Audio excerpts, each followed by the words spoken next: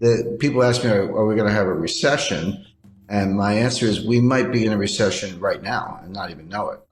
We could be facing a global recession, including China, but just focusing on the U.S. Because that's the Fed's sort of territory. So Powell saying, the economy's great is nonsense. What he said, by the end of the year, we could be looking at 4.2% unemployment, 3.5 to 4% interest rates, and, kind of 2.7% inflation. You're like, wait a second, inflation is 8.6 today. How do you get to, 2.7, number one? And then what about rising unemployment and higher interest rates? How do you reconcile those things? He said all three of those things. But what state of the world could make those things come true? There's only one, which is a recession. A recession would do it. A recession will raise unemployment. Higher interest rates will cause the recession. And the recession will cause inflation to go down. So in effect, Powell is saying we're going to have a recession. Inflation, prices go up, so we understand that, or maybe put differently, the value of your money goes down. You don't get as much for your money, same thing.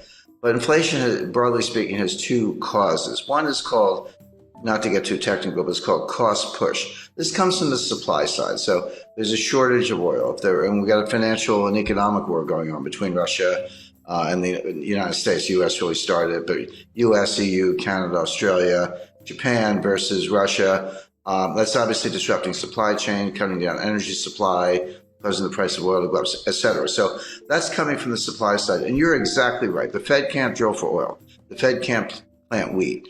The Fed can't make semiconductors. So they can't do anything about this. And the supply chains are breaking down.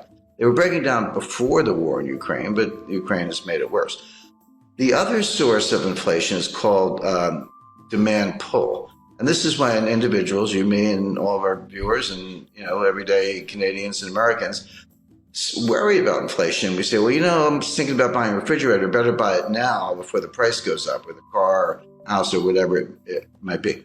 They're different, but they affect each other. When the cost push inflation from the supply side has enough effect, there's a tipping point or critical threshold in psychology. We say, maybe it is out of control. I better go buy some stuff. Then the velocity of money goes up, and then you get inflation. So the Fed can't do anything about cost push. They can't do anything about the price of oil, and you're right about that.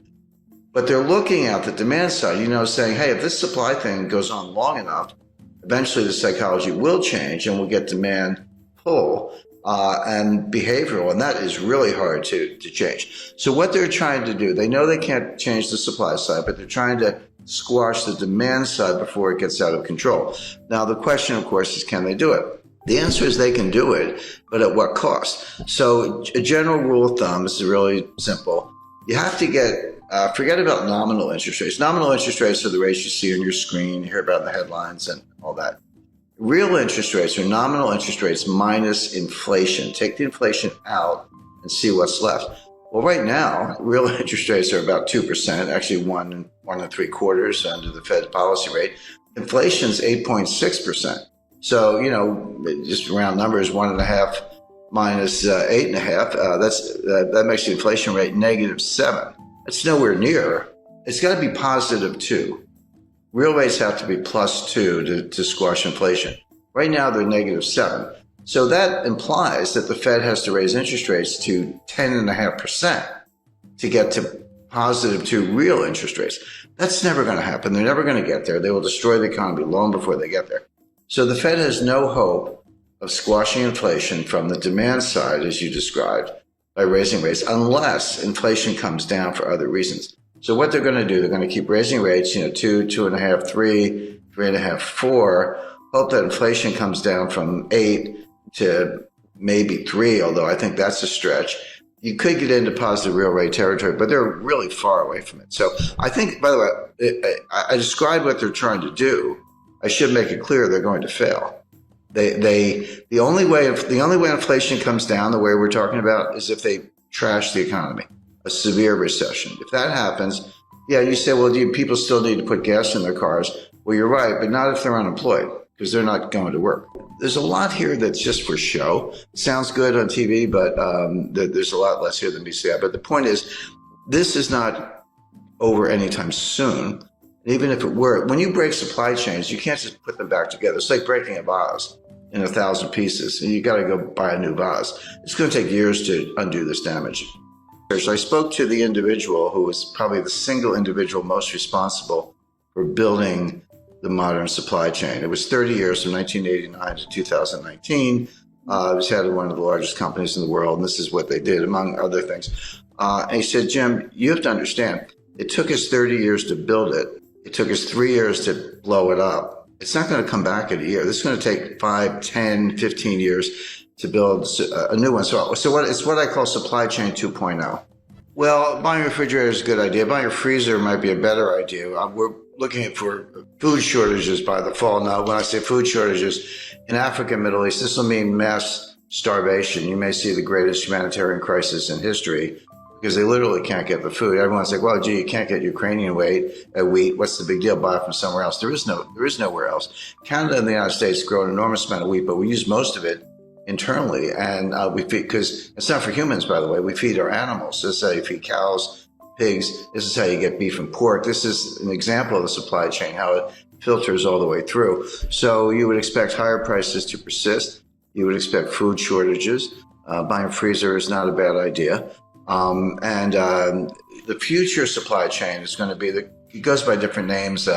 Janet Yellen calls it friendshoring. Macron calls it constellation. I call it a college of nations. But basically, we'll have supply chains and trade, but it'll be sort of members only.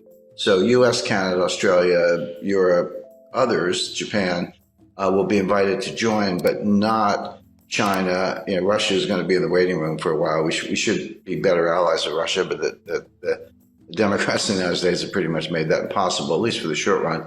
And then there'll be other countries that are kind of neutral in that scheme, Brazil, India, and others. But the point is, you'll still have trade and you'll have supply chains, but it'll be kind of friendly countries, members only, and exclude China. So that decoupling is going to go ahead. The Chinese seem to be not only fine with it, but they're actually leading the way. Semiconductor manufacturing is moving back to the United States. The 20 billion of new semiconductor plants from Intel. And why is Taiwan Semiconductor spending over $5 billion to build new semiconductor fabrication plants in the United States? Well, obviously because they're worried about China. We're reshuffling the deck, but none of this stuff is easy. Semiconductor plants take 5 years to build. A new refinery, forget it. That's like 7 to 10 years. We haven't had one in the United States since 1977. So it's going to take a while to do all this. Well, we can do it. So if I say we're definitely going to have inflation, you would know what to do. You buy gold, hard assets, land, silver, treasury notes, government bonds, etc. If I say we're definitely going to have deflation, you would also know what to do. You would reduce leverage. You would have more cash, and there are other assets you could go into. The problem is we could have both. There's no question we have inflation right now. It's front and center. But if the Fed squashes it and causes a recession or worse, you could flip to deflation very quickly. So this is going to sound like an obvious statement. What you want is diversification. Sounds obvious, but most people don't know what diversification is. I see people, I've got 50 stocks in 10 different sectors. I'm highly diversified. I'm like, no, you're not. You have one asset class called stocks. Real diversification, have a slice of stocks, gold, real estate, cash. Agriculture is a good investment. Energy, forget the Green New Scam. That's a joke. Oil and natural gas are going to be around for a long time.